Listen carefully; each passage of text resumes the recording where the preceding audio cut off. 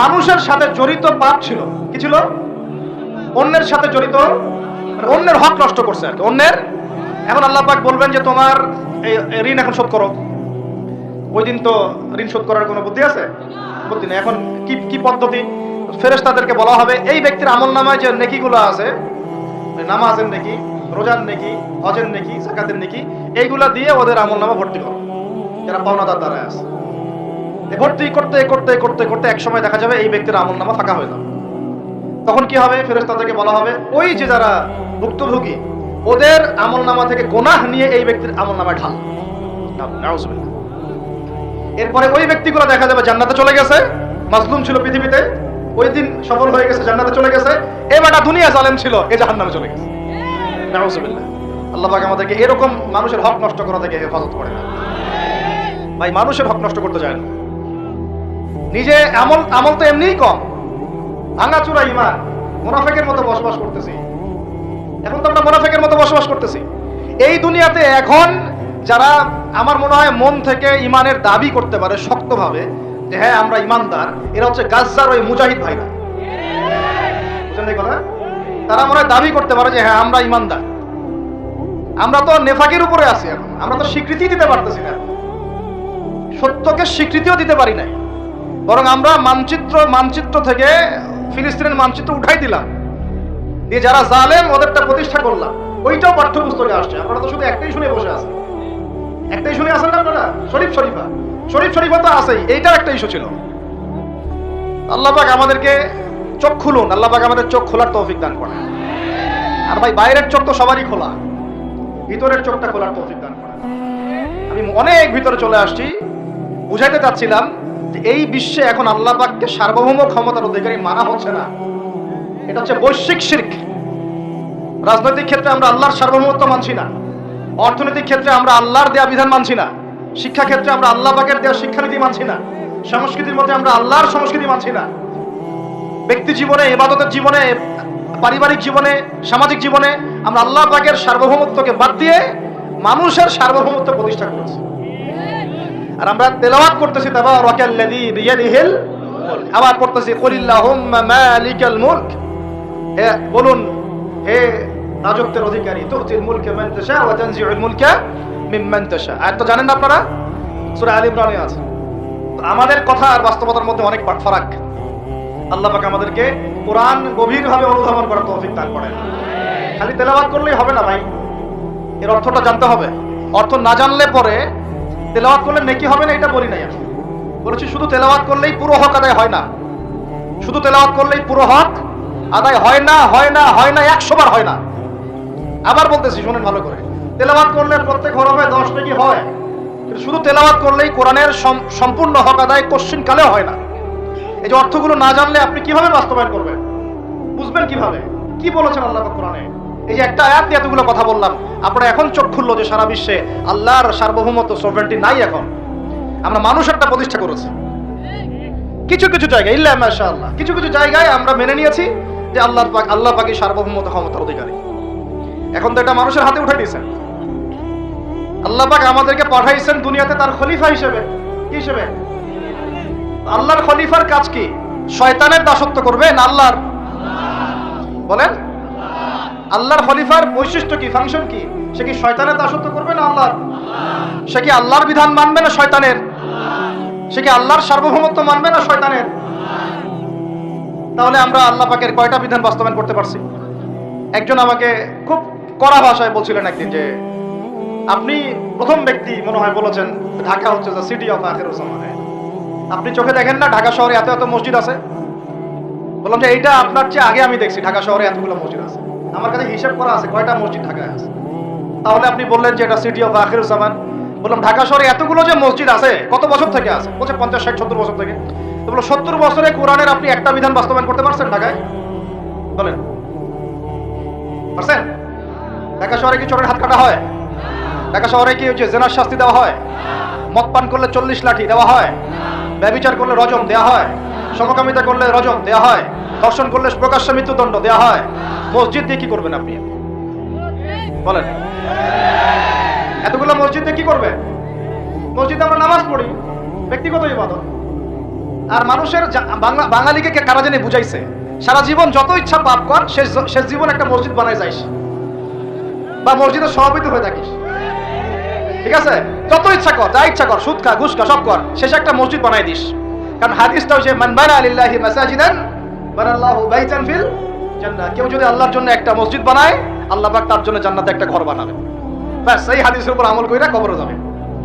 সারা জীবন যে আমি মাশাআল্লাহ নাউযুবিল্লাহ আল্লাহর কোনো বিধানই মানলাম না, না নামাজ, না যাকাত, না সাদাকা, না এই যে কোরআন এর হক আদায় করা, না আমর বিল মারুফ, না নাহি আনিল মুনকার, না ইকামাতুদ দ্বীন, ইত্যাদি ইত্যাদি।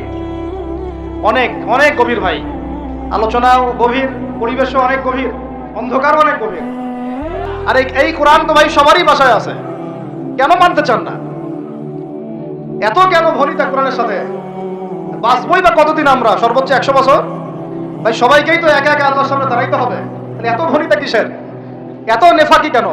এত অস্বীকৃতি কেন? ইসলাম নিয়ে এত এনার্জি কেন? আল্লাহ রাসূল এবং ইসলামের নাম শুনলে গা জ্বলে কেন? কোরআন সুন্নাহর বিধানের কথা শুনলে কেন মনে হয় যে বাঁকা চোখে তাকান কেন? না জানি আবার কি বলতেছে, কোন জঙ্গি আসলো, কোন সন্ত্রাসী আসলো, এগুলো কি শুরু করছে? এটা কোরআনের কথা, হাদিসের কথা, আল্লাহর কথা, রাসূলের কথা, এখানে এইসব শব্দ প্রয়োগ করেন কেন? কবরে কি আমরা যাবো, আপনারা যাবেন না? আপনাদেরকে হিসাব দেওয়া লাগবে না? কি মনে করতেছেন আপনারা? আর এই উম্মার বিজয়ের জন্য কি শুধু আমাদের একার দায়িত্ব না, সবার দায়িত্ব আছে? সবাই মিলে তো শক্ত হাতে একটা হাতত ধরলে না ইসলাম বিজয় হবে।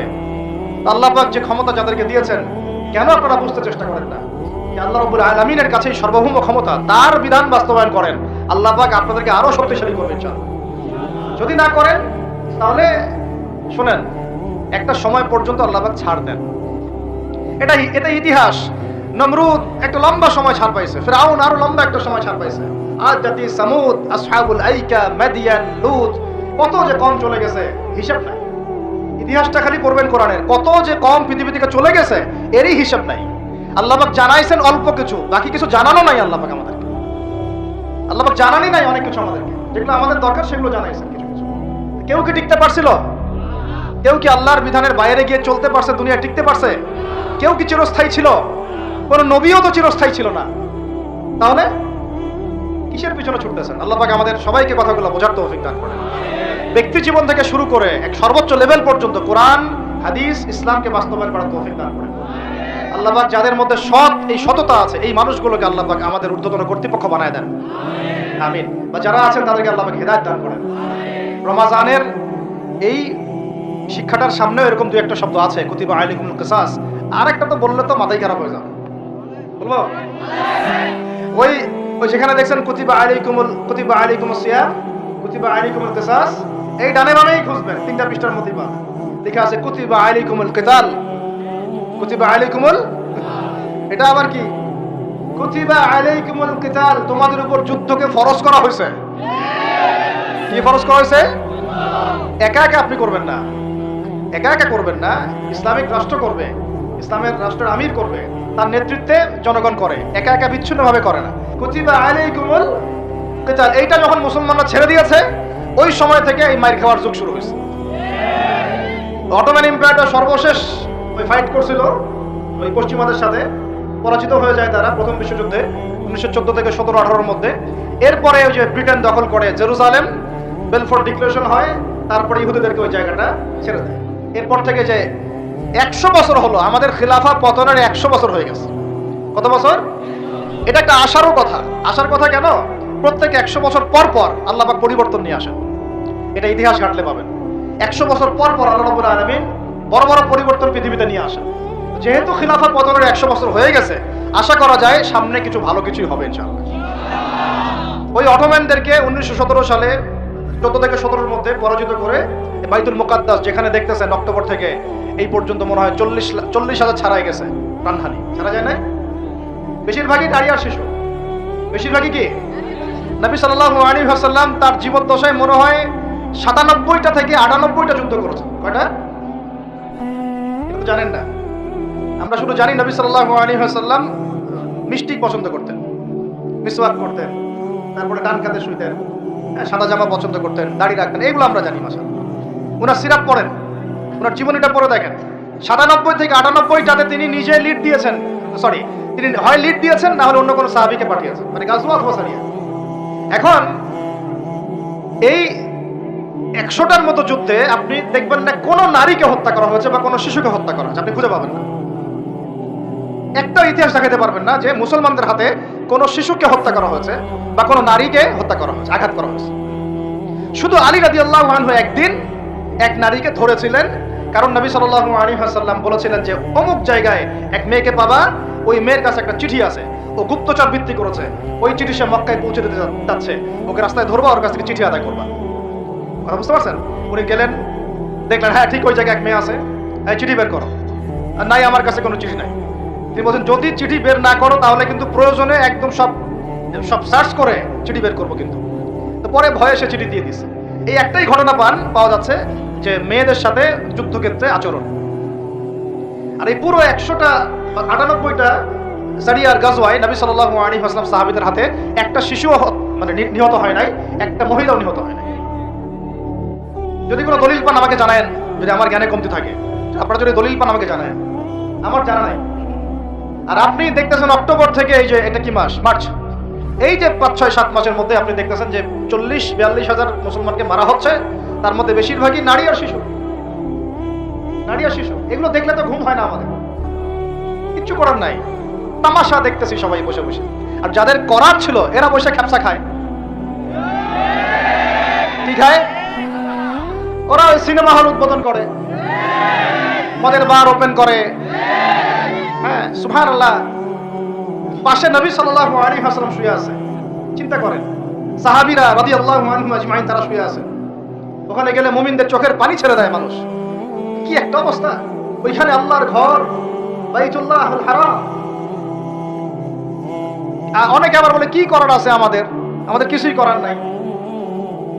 ওই জন্য একদিন বলছিলাম তো কিছু করার নাই, তাহলে নেইমারকে নিয়ে এসে ফুটবল খেলা। ওটাও চলতেছিল। বিভিন্ন বলিউড তারকা, হলিউড তারকা এসে কনসার্ট করতেছে, এগুলা করেন, কিছু করার নাই তো। বেশি না, আপনারা যদি একটু জিওপলিটিক্স পড়েন দেখবেন 10টা, বেশি না 10টা মুসলিম কান্ট্রি যদি একসাথে হয়, 10টা মুসলিম কান্ট্রি যদি একসাথে হয় বা একটা টেবিলে বসতে পারে, এই 10টা মুসলিম কান্ট্রির কাছে যে পরিমাণ সৈন্য আছে, যে পরিমাণ অস্ত্র আছে, যে পরিমাণ জ্বালানি আছে, যে পরিমাণ তেল আছে, আর যে পরিমাণ গ্যাস আছে, আর বাকি কথা নাই বললাম, এই ইসরায়েলের মতো 100টা দেশের সাথে মোকাবেলা করতে পারত। এক একটা বাচ্চার রক্তের বদলা নেওয়া যাইতো, একটা বোনের ইজ্জতের বদলা নেওয়া যাইতো। শুধু ওই ইমানদার কোন ওমর আল্লাহ পাক এখন আমাদেরকে দেন নাই। কারণ কেন দেন নাই জানেন? কারণ আমরা তো আর তার সাহাবীদের মতো না। আমরা যদি সাহাবীওয়ালা জিন্দেগি আবার শুরু করি, আল্লাহ পাক ওমর ইবনে খাত্তাবও পাঠাবেন ইনশাআল্লাহ। বুঝাতে পারতেছেন? আমরা ঠিক না হলে তো আসমান থেকে ফেরেশতা নামবে না ভাই। আর আমরা এই এত দূরে বসে ছোট্ট একটা রাষ্ট্রের মধ্যে আলোচনা করি, কি আলোচনা করে আর কি ফায়দা হবে? কিন্তু আলোচনাগুলো করতেছি আল্লাহর কাছে দায়মুক্ত হওয়ার জন্য। এতে আপনারা সত্যটা জানেন এবং হকটা বুঝতে চেষ্টা করেন, আপনার পরবর্তী প্রজন্মকে এটা জানান। আল্লাহ চাইতো আমরা না পারলে কি হয়েছে, দেখা যাবে 100 বছর পরে হইলেও আমাদের পরবর্তী প্রজন্মরা ইনশাল্লাহ বাইতুল মুকাদ্দাস উদ্ধার করবে ইনশাল্লাহ।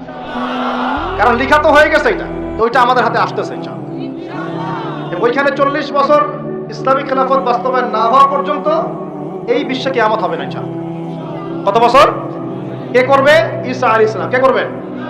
ঈসা আলাইহিস সালাম। তার সাথে সঙ্গ দিবেন ইমামুল মাহদি। এটা হবে সামনে।